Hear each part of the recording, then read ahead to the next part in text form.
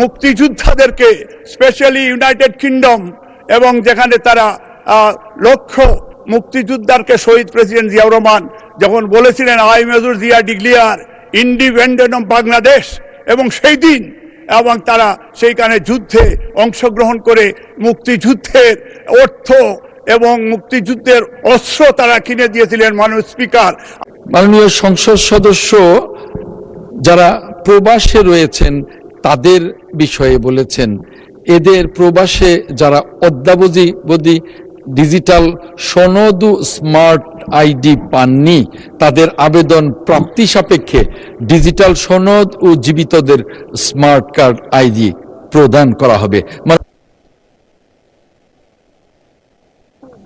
আমি এখন সিলেট 3 থেকে নির্বাচিত মাননীয় সদস্য জনাব মোহাম্মদ আব্দুল মালিককে তার জরুরি জনগুরুত্ব সম্পন্ন বিষয়ে মনোযোগ আকর্ষণের নোটিশ পড়ার জন্য আহ্বান জানাচ্ছি। বিসমিল্লাহির রহমানির রহিম। থ্যাংক ইউ মাননীয় স্পিকার। মাননীয় স্পিকার, আপনি একজন মুক্তিযোদ্ধা, আর এখানে মুক্তিযুদ্ধের বিষয়ে স্বাধীনতার ঘোষক শহীদ প্রেসিডেন্ট জিয়াউর রহমানের স্বাধীনতার ঘোষণার পর থেকে এই দেশের মুক্তিযুদ্ধ একটা গর্বের বিষয়। মাননীয় স্পিকার, আমার এলাকা দক্ষিণ সুরমা, ফেঞ্চুগঞ্জ, বালাগঞ্জ এবং প্রবাসেও মুক্তিযোদ্ধারা এই স্বাধীনতা সংগ্রামে অর্থ দিয়ে এবং জাতিসংঘ, ইউকে এবং ইউরোপের সমর্থন আদায় করেছিল। এবং সেই দিন এইখানে ডক্টর মুশাররফ স্যার আছেন, ডক্টর মঈন খান আছেন, ওনারাও মুক্তিযুদ্ধের সংগঠক ছিলেন। আমার প্রশ্নটা হচ্ছে, এই মুক্তিযুদ্ধে যেমন আমরা আজকে দক্ষিণ সুরমা, ফেঞ্চুগঞ্জ এবং বালাগঞ্জ আমাদের অনেক অন্যতম গুরুত্বপূর্ণ এলাকা, যেখানে মুক্তিযুদ্ধের সর্বাধিনায়ক জেনারেল এমএজি উসমানীর এলাকা বালাগঞ্জ, যেখানে ইলিয়াস আলীর এলাকা বালাগঞ্জ, যেখানে রিয়ার এডমিরাল মাহবুব আলী খানের এলাকা আমার দক্ষিণ সুরমা সিলেট 3-এ, এখানে গণকবর মুক্তিযোদ্ধাদের অনেক, এবং সেই অন্যতম গুরুত্বপূর্ণ এলাকা ফেসিস্ট সরকার সারা দেশের ন্যায় আমার এলাকায়ও অনেক ভুয়া যোদ্ধাকে তালিকাভুক্ত করে এই নিয়ে স্থানীয় খেতাবপ্রাপ্ত মুক্তিযোদ্ধাদের মধ্যে অনেক ক্ষোভ রয়েছে। মিথ্যা তথ্য দিয়ে তালিকাভুক্ত হয়ে অনেক ভুয়া মুক্তিযোদ্ধা সেজে বিগত সময়ে অর্থনৈতিকভাবে সরকারের প্রদত্ত সুযোগ সুবিধা বুক করেছে এবং এখনো বুক করছে।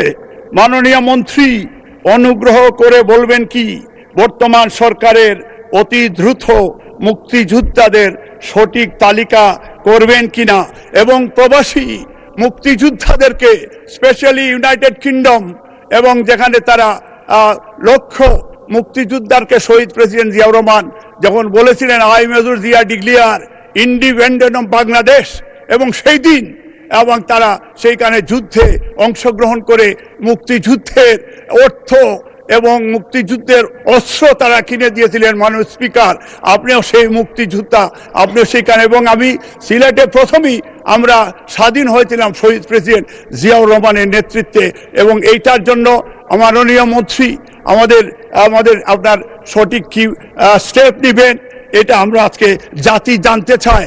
আমার এলাকাও এটা জানতে চায়। মুক্তিপঙ্গী মুক্তিযোদ্ধারা এখনো তার ফ্যামিলি অত্যন্ত ডিপ্রাইভ।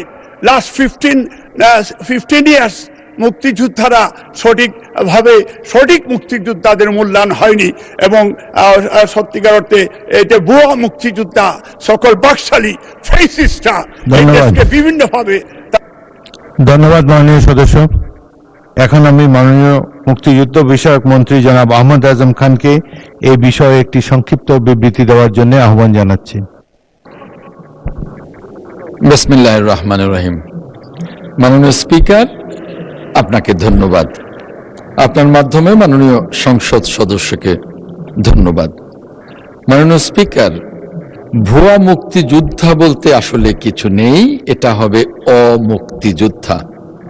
বীর মুক্তিযোদ্ধাগণ দেশের শ্রেষ্ঠ সন্তান, তারা জীবনের ঝুঁকি নিয়ে দেশকে স্বাধীন করবার জন্যে মুক্তিযুদ্ধে অংশগ্রহণ করেছিলেন। কিন্তু কিছু সুযোগ সন্ধানী ব্যক্তি রাষ্ট্রের কিছু অসাধু ব্যক্তির সহায়তায় মুক্তিযোদ্ধা না হয়েও নিজেদেরকে মুক্তিযোদ্ধার তালিকায় অন্তর্ভুক্ত করে রাষ্ট্রের সুযোগ সুবিধা গ্রহণ করছে। বিশেষ করে গত ফ্যাসিস্ট আমলে এই ঘটনাটি ব্যাপকভাবে ঘটেছে। এ সকল মুক্তিযোদ্ধাকে যাচাই বাছাইয়ের মাধ্যমে অমুক্তিযোদ্ধাকে যাচাই বাছাইয়ের মাধ্যমে মুক্তিযোদ্ধার তালিকা হতে বাদ দেওয়ার বিষয়ে মন্ত্রণালয় কাজ করছে। মাননীয় স্পিকার, আপনার মাধ্যমে মহান সংসদকে জানাতে চাই, অভিযোগ প্রাপ্তি সাপেক্ষে তদন্ত শুনানি করা জাতীয় মুক্তিযোদ্ধা কাউন্সিলের একটি নিয়মিত কাজ এবং এটি একটি চলমান প্রক্রিয়া। জাতীয় মুক্তিযোদ্ধা কাউন্সিল ও মুক্তিযোদ্ধা বিষয়ক মন্ত্রণালয়ের অমুক্তিযোদ্ধা হিসেবে কোনো অভিযোগ পাওয়া গেলে জাতীয় মুক্তিযোদ্ধা কাউন্সিলের সদস্যদের সমন্বয়ে গঠিত উপকমিটি কর্তৃক তদন্ত শুনানির মাধ্যমে যাচাই বাছাই করে অমুক্তিযোদ্ধা প্রমাণিত হলে গেজেটে বাতিলের সুপারিশ করা হয়। ইতিমধ্যে আগস্ট 2024 থেকে মার্চ 2026 পর্যন্ত সারা দেশে 481 জনের গেজেট বাতিল করা হয়েছে।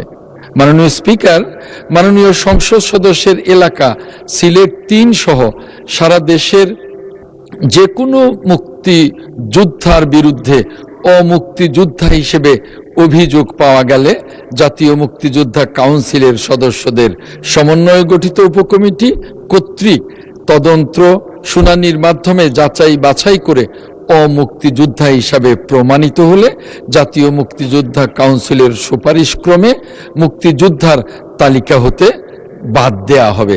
মাননীয় স্পিকার, মাননীয় সংসদ সদস্য যারা প্রবাসে রয়েছেন তাদের বিষয়ে বলেছেন, এদের প্রবাসে যারা অদ্যাবধি ডিজিটাল সনদ ও স্মার্ট আইডি পাননি তাদের আবেদন প্রাপ্তি সাপেক্ষে ডিজিটাল সনদ ও জীবিতদের স্মার্ট কার্ড আইডি প্রদান করা হবে। মাননীয় স্পিকার, আপনাকে ধন্যবাদ। ধন্যবাদ মাননীয় মন্ত্রী। আমি মাননীয় সদস্য জনাব মোহাম্মদ আব্দুল মালিককে এই বিষয়ে একটি প্রশ্ন করার জন্য আহ্বান জানাচ্ছি। ধন্যবাদ মাননীয় স্পিকার। দাবি হচ্ছে যে ফ্যাসিস্ট সরকারের মুক্তিযোদ্ধাদের তালিকা বাতিল করা, নির্ভুল এবং প্রকৃত মুক্তিযোদ্ধাদের তালিকা অন্তর্ভুক্তিকরণ, অবৈধ গৃহীন মুক্তিযোদ্ধা বা তাদের পরিবারকে দ্রুত পুনর্বাসন এবং প্রবাসীদের বিষয়টা বলেছেন যে তাদেরকে একটা সঠিক পরিচয়। 3টি উপজেলায় যোদ্ধা কমপ্লেক্স বিবরণ, দক্ষিণ সুরমা কমপ্লেক্স কাজ শেষ হলেও হস্তান্তর করা হচ্ছে না। ফেঞ্চুগঞ্জ নতুন একটি মুক্তিযোদ্ধা কমপ্লেক্স নির্মাণের দাবি। বালাগঞ্জ মুক্তিযোদ্ধা কমপ্লেক্স সংস্কার ও আরও একটি তলা বর্ধিত করা কোনো পরিকল্পনা আছে কিনা, এবং তার সাথে সাথে আমরা সত্যিকার অর্থে আজকের আমাদের স্পেশালি দক্ষিণ সুরমায় আমাদের মুক্তিযুদ্ধের অনেক সঠিক মুক্তিযোদ্ধাদের যারা একটা গ্রামেও, আমার নিজের গ্রামেও, এটা তেতলি হচ্ছে দক্ষিণ সুরমায়, যেদিন তারা অ্যাটাক করেছিল 11 জন পাকিস্তানি, সেই দিন অর্ডিনারি কৃষকের কাস্তি দিয়ে তারা জবাই করে এই গ্রামের প্রত্যেকটা মানুষ মুক্তিযুদ্ধে তারা অংশগ্রহণ করেছে, কিন্তু তাদের ব্যাপারে আজ পর্যন্ত ওই এলাকায় কোনো খোঁজখবর নেই। আছে, আশা করছি মাননীয় মন্ত্রী আপনি যখন সিলেট ভিজিট করবেন, আপনি যখন দক্ষিণ সুরমা ভিজিট করবেন, মুক্তিযুদ্ধের সর্বাধিক নায়ক general M A Usmani, rear admiral মাহবুব আলী খান এবং আমার গ্রাম তেতলি, সেই মুক্তিযুদ্ধের ঐতিহাসিক স্পট আপনারা দেখবেন যে এলাকার শিশু পর্যন্ত মুক্তিযুদ্ধে অংশগ্রহণ করেছিল। আপনাকে ধন্যবাদ মাননীয় স্পিকার এবং আজকের সংসদ নেতা, আমাদের প্রিয় নেতা, বাংলাদেশের প্রধানমন্ত্রী, এবং উনি অত্যন্ত ডাইনামিক লিডারশিপ, এবং আজকে গ্রেটফুল যে উনি আমাকে সেই দানের শীষে দেওয়ার কারণে আজকে মুক্তিযুদ্ধের পক্ষে আজকে এই সংসদে দুইটি কথা বলার সুযোগ পেয়েছি মাননীয় স্পিকার। এবং আপনাকেও আজকে আপনার প্রিয় শ্রী দিলারা, যিনি আমার বোন সিলেটের, আমার সিলেটি বোন হিসাবে আমিও তার আপনার মাগফিরাত কামনা করে আজকে এই সংসদে আমাদের মুক্তিযুদ্ধের পক্ষে আমাদের মাননীয় প্রধানমন্ত্রী উনিও সিলেটে এবং দক্ষিণ সুরমায় আমাদের এলাকায় উনি যাবেন। এবার সিলেটে গেলে অন্তত সেই মুক্তিযোদ্ধাদের বিষয় এবং আমার এলাকায়। ধন্যবাদ মাননীয় মন্ত্রী। মাননীয় সদস্য, মাননীয় মন্ত্রী। মাননীয় স্পিকার, আপনাকে ধন্যবাদ। আপনার মাধ্যমে মাননীয় সংসদ সদস্যকেও ধন্যবাদ। মাননীয় স্পিকার, বর্তমান সরকার শহীদ রাষ্ট্রপতি জিয়াউর রহমান, যিনি মহান মুক্তিযুদ্ধের মহান ঘোষক, রণাঙ্গনের মুক্তিযোদ্ধা, বাংলাদেশের 1 নম্বর বীরুত্তম, তার আদর্শে লালিত বর্তমান সরকার। মাননীয় স্পিকার, বাংলাদেশের প্রথম নারী মুক্তিযোদ্ধা, আমাদের বাংলাদেশের অবিসংবাদিত নেত্রী, বাংলাদেশের গণতন্ত্রের আজন্ম যোদ্ধা, যাকে ডক্টর মোহাম্মদ ইউনূস বলেছেন বাংলাদেশের মহান অভিভাবক, সেই বাংলাদেশের 1 নম্বর প্রথম নারী মুক্তিযোদ্ধা, তাদের সুযোগ্য সন্তান আমাদের মাননীয় প্রধানমন্ত্রী জনাব তারেক রহমান। আমাদের মাননীয় প্রধানমন্ত্রীর নেতৃত্বে আমাদের সরকার মুক্তিযোদ্ধাদের প্রতি প্রতিশ্রুতিবদ্ধ। কাজেই আমি মাননীয় স্পিকার, আপনার মাধ্যমে সম্মানিত সংসদ সদস্যকে জানাতে চাই যে এখনো যে সমস্ত জায়গায় এই মুক্তিযোদ্ধা কমপ্লেক্সের কাজ হচ্ছে সেগুলো সম্পন্ন হবে, যেগুলো কাজ এখনো শুরু হয়নি সেগুলোর বিষয়ে আমাদের পরিকল্পনা আছে, যেগুলো পুরনো হয়ে গেছে সেগুলো সংস্কার হবে।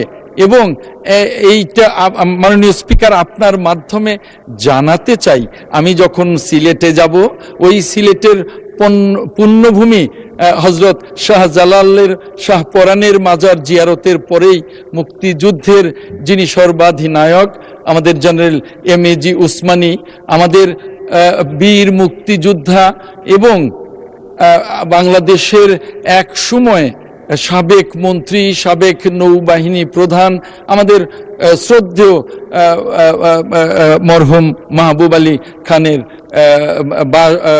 এলাকা এবং তাদের মাজার জিয়ারত করব এবং সেখানেও মুক্তিযুদ্ধের জন্য বা মুক্তিযোদ্ধাদের স্মৃতি সংরক্ষণে কি করা যায় সেটা নিশ্চয়ই ব্যবস্থা গ্রহণ করব।